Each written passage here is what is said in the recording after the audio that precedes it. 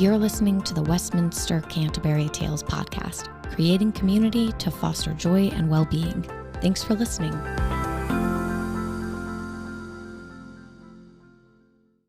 Hello, and welcome to Leadership Podcast Series. I am Elizabeth Hines, and I will be your host for this leadership series. I would like to welcome Dr. Tori Crenshaw, Senior VP of Health and Invocation, Executive Director of Hospice Select and Hospice Home of Hampton Roads, to our listening audience.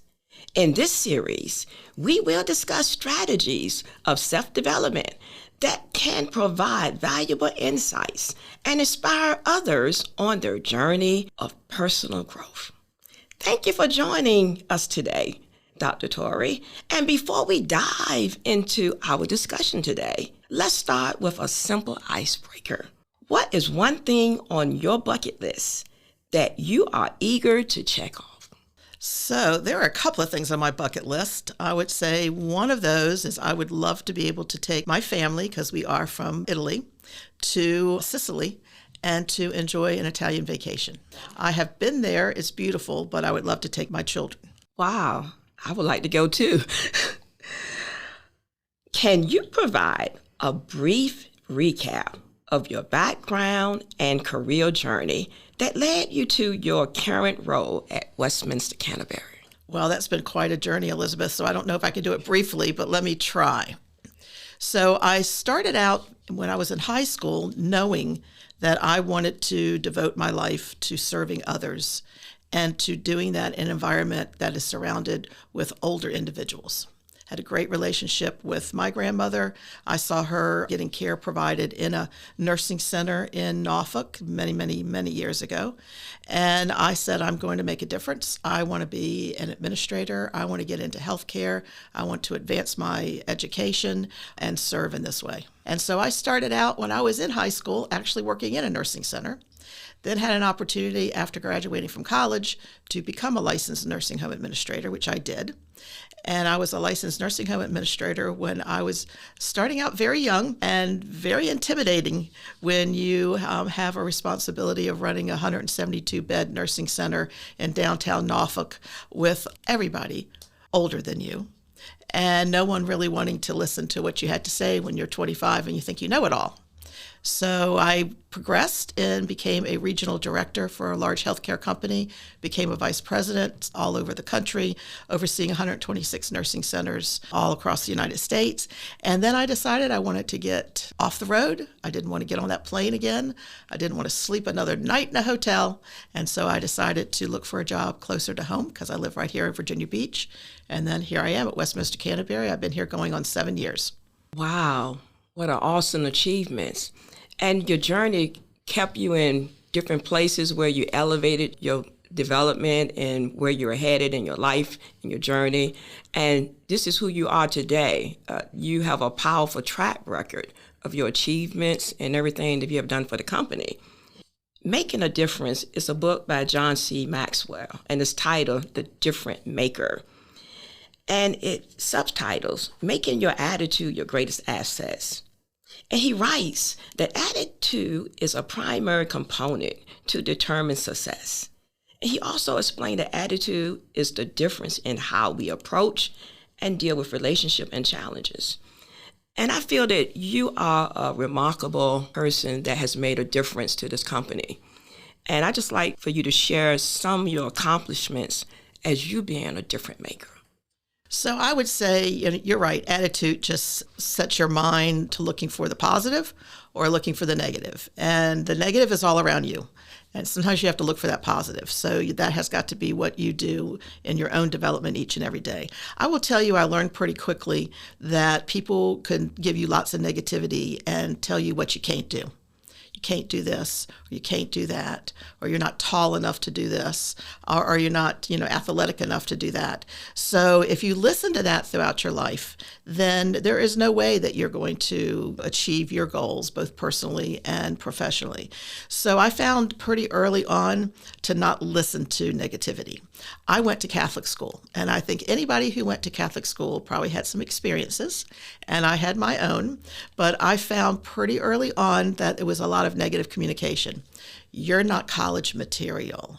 I wanted to be a nurse. You'll never be a nurse. You need to go to a technical school. And so if I would have listened to that, I would have never journeyed on and got my undergraduate degree, a master's degree, a doctorate, and kept trying to improve the quality of the life for others around me. I would have listened to that negativity and I would have been stuck. So I guess that's one thing that, in terms of attitude, you're absolutely right. Do not take on the attitude of others. Your attitude is yours and own it. And you really have to learn not only to get along with yourself and like yourself so that you can have a great attitude, but you have to become more proactive on how you're going to make sure that you stay positive and you're around positive people. And I work on that every day. That was well said, and I appreciate that because I do agree with the positive energy, and people can pick up on positive energy as well as negative energy. And then you made another good point that who you make yourself and who you desire you to become. And so when you become this person of positivity, people see your approach and they see your identity, and it speaks volume. And thank you for sharing that. I appreciate that. And self-development, in my perspective, is a continuous process of personal growth and improvement. It involves consciously working on various aspects of oneself, such as skills, knowledge, mindset, and character. Dr. Torrey, can you give us your viewpoint regarding self-development? So self-development, I think, starts internally with you and making sure that you have self-confidence, because what you think of yourself is really going to reflect on others. And I think self-development is also a lot of goal setting and making sure that you are sticking with something. Don't give up. They say habits take a long time to form. My daughter started walking 90 days ago. She would go to the gym, but she couldn't keep it up because she had lots of responsibilities with children and family. So she decided she was going to walk 3 hours every day. So you don't think she started day one with 3 hours. And if someone would have said to her, you're never going to be able to walk 3 hours a day, she probably would have said, you're right. But she started with, let me walk 30 minutes today. Let me then, in another 2 weeks, make that up to an hour. And then over time, it becomes a habit. And she's now walking 3 hours a day. She's lost 45 pounds. She feels better about herself. She has more confidence. So I guess I'm tying in, take care of yourself, both mentally, physically, so that you can meet your goals for others. Yes, and that says a lot too as well. What would you suggest as far as continuing education for those who want to have some self-development and move into different levels in their careers? I would say in terms of education and continuous education should be a lifelong goal. Because once you stop learning, you're dead in the water, not only with your own personal self-development, but also in your job. You have to keep redeveloping yourself, repurposing yourself, learning new things so that you can continue to add value. So I think that's really important. Yes, and I also want to acknowledge value too, because you have to value yourself and you have to look at yourself as putting value in yourself. And so that can be achieved to higher goals and continuous education as well. And I'd say break that down into small pieces because it can be overwhelming. And then you never start. And if you never start, you're not going to move those goals forward. But when I decided I wanted to go to graduate school, I worked and lived in Norfolk and Virginia Beach. But the graduate school I needed to go to was in Richmond. And so now it's very easy. Everything is online and virtual. But back in the times that I was going, it was all you got to be in the seat. So I started out and I registered for 3 classes. So I had to be in Richmond 3 days a week for about 5 hours. And someone said, how are you going to do that? And I said, I'm going to take one day at a time. I'm going to take one class at a time. I'm not going to look at it's going to take me 10 years, a whole lot of money, and a couple of cars, and who knows what else. You had to break it down into small pieces. And then celebrate success. One of the things I did that I thought was real important is to communicate to yourself when you are achieving those small goals. And when you get to a block and you just don't think you can go to that next step, you got to engage others around you to help you. And you got to say, when I look like I'm about ready to quit, will you please come to my rescue and say, you know what, you've been doing this for 3 years, you only have 3 more. Don't look back, look forward. So. Wow, you have encouraged me on that one. I'm ready to take the next step as well. Okay, as continue with self-development, it involves the best version of yourself. When you invest in yourself, like you said, you feel like you have accomplished something. And so every step does produce the next step to move forward in life. I've been reading this book called Reinvent, and it's navigating business transformation in a hyper digital area. And it defines artificial intelligence, the ability of a digital computer or computer-controlled robot to perform tasks commonly associated with intelligent beings.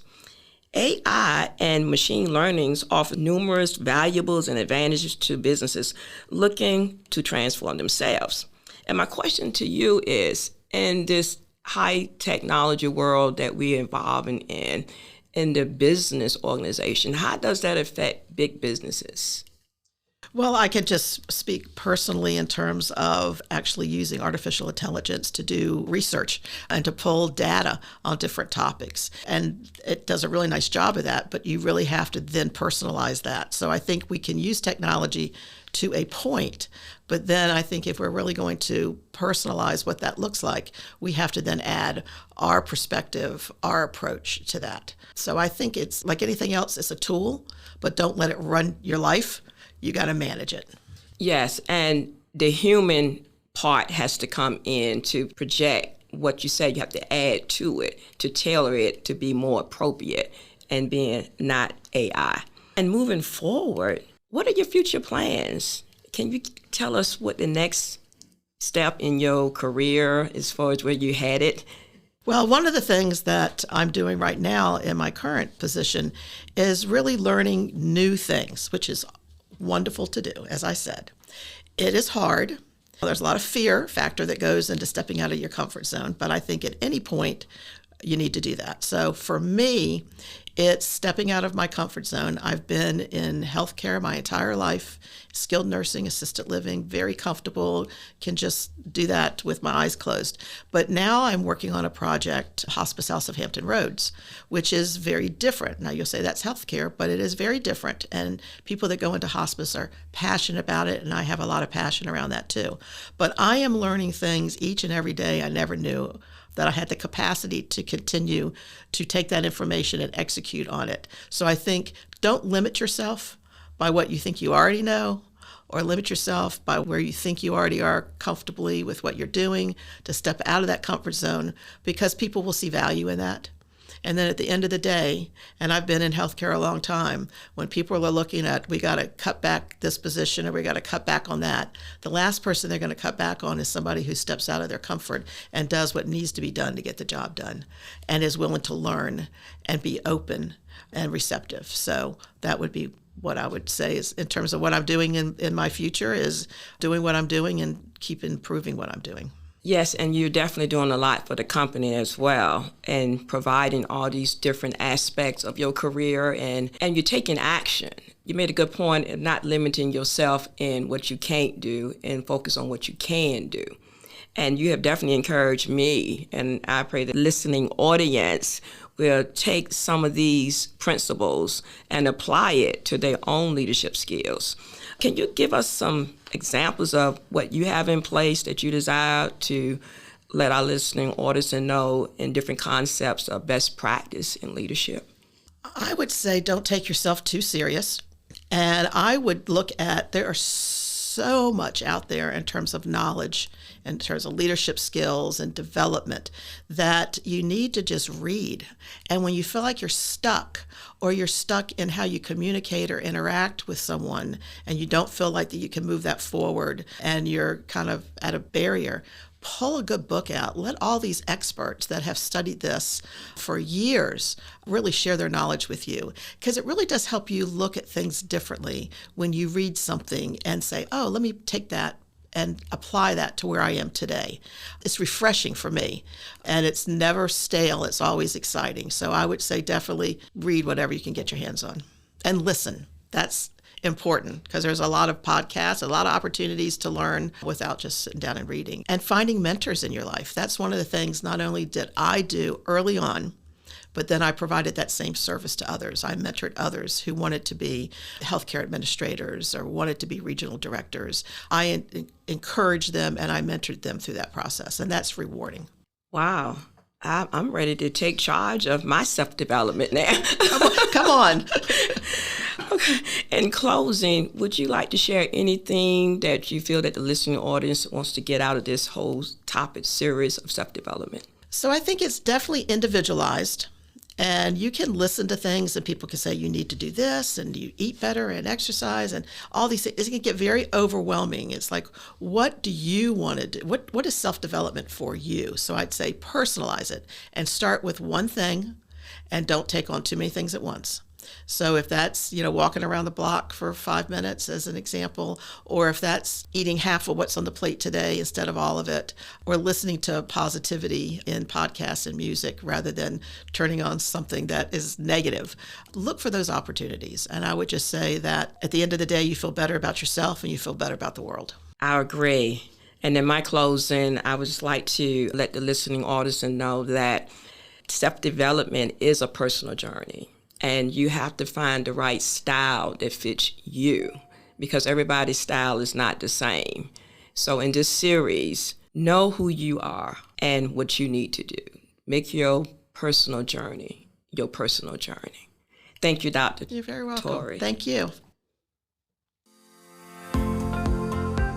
We hope you enjoyed this episode of the Westminster-Canterbury Tales podcast. Thank you for listening.